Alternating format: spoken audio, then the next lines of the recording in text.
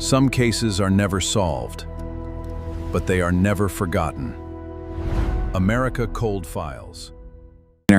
We're looking at one of the most chilling, absolutely frustrating criminal cases in American history, the terrifying legacy of the Zodiac Killer. You know the trope, right? The impossibly smart killer in movies who constantly slips right through the cop's fingers. Well, today we're unpacking how that terrifying Hollywood plot played out in real life. This is a case that started deceptively small but rapidly blew up into a public nightmare that literally shook the justice system to its core. 37. According to the killer's own taunting letters, that's his final body count. 37 people whose lives were taken, all while the killer openly challenged the San Francisco Police Department to stop him. Talk about high stakes. This wasn't just a string of crimes, it was a brazen cat and mouse game where the authorities were constantly playing catch-up against a mastermind who, honestly, seemed to hold all the cards. And then there's this number, 51.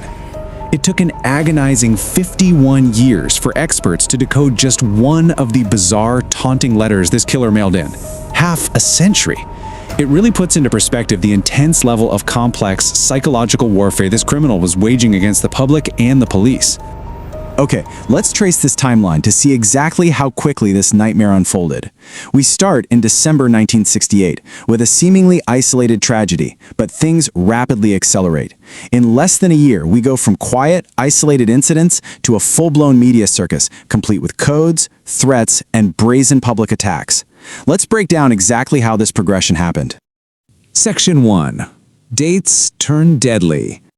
So, picture this, December 20th, 1968. High school students David and Betty are out on a date in an isolated spot. The killer strikes with brutal efficiency. David gets hit with a headshot, and Betty is shot 5 times in the back as she desperately tries to run for her life. Then, fast forward to July 4th, 1969. A shockingly similar attack happens to Darlene and Michael. But here's where things take a crazy turn. Michael actually survives and gives police a physical description. And despite leaving a survivor, the killer brazenly calls the police himself to claim responsibility for both attacks, openly boasting about his crimes. Section 2. Ciphers. Slaves in taunts. By August 1st, 1969, things escalate from physical violence to media manipulation. San Francisco's top 3 newspapers get a delivery that changes everything.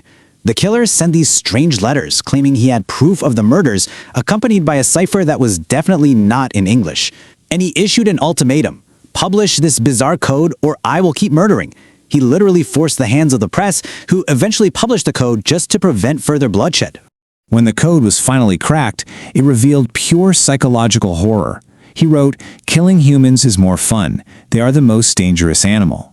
But it gets weirder. He claimed the souls of everyone he murders will meet him when he goes up to heaven, and they'll become his slaves in paradise. Yeah, he believed he was collecting servants for the afterlife.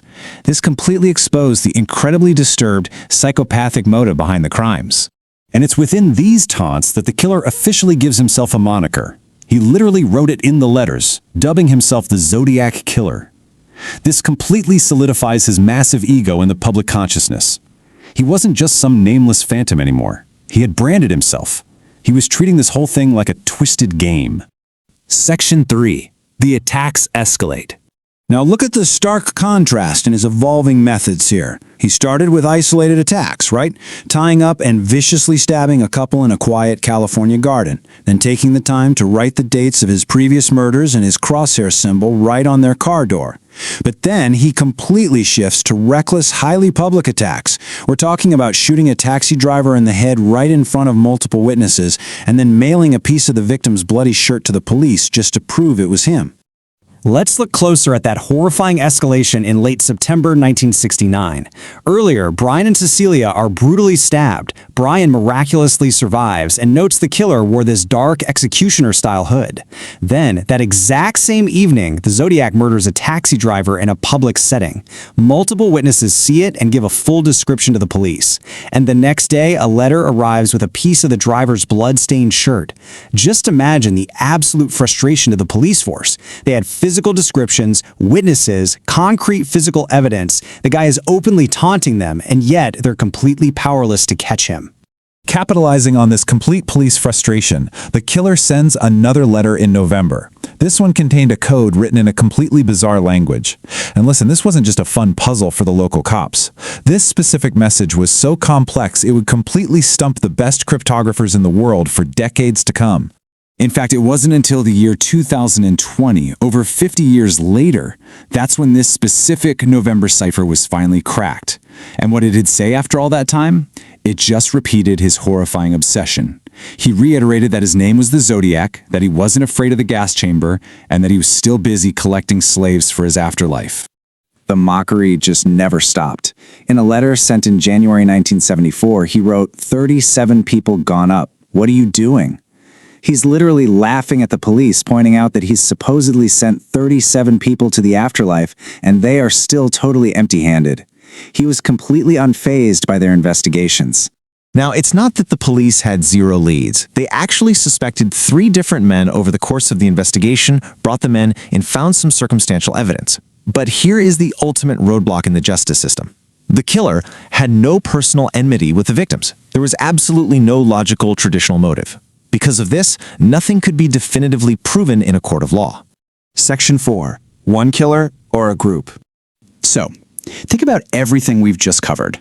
The completely different physical sketches from witnesses, the radically changing murder methods, the insanely complex cryptograms, the immediate phone calls. Was the Zodiac Killer actually just one person? What if it was actually a coordinated group? Think about how perfectly this 3-person theory explains the police's constant failure. You have person 1, the writer, the mastermind who sits back and drafts these incredibly complex ciphers. Person 2 is the killer, the one who actually goes out and commits the physical violence. And person 3 is the caller, the guy who immediately dials the police to taunt them while the killer is safely making his getaway. The police were tearing their hair out looking for a single lone wolf who somehow fit all these contradictory psychological and physical profiles. If it was a group operating under one brand, well, it's no wonder a single suspect could never be pinned down. The Zodiac achieved his ultimate goal, enduring infamy. But if this group theory holds true, perhaps the real terror isn't that a single criminal mastermind outsmarted the entire world. It's the incredibly chilling possibility that multiple people conspired in the dark, kept each other's horrific secrets for decades, and just walked right back into normal society. If the Zodiac wasn't a person, but a pact, who might you be crossing paths with today? Please like, share, subscribe, and leave a comment for new video topic.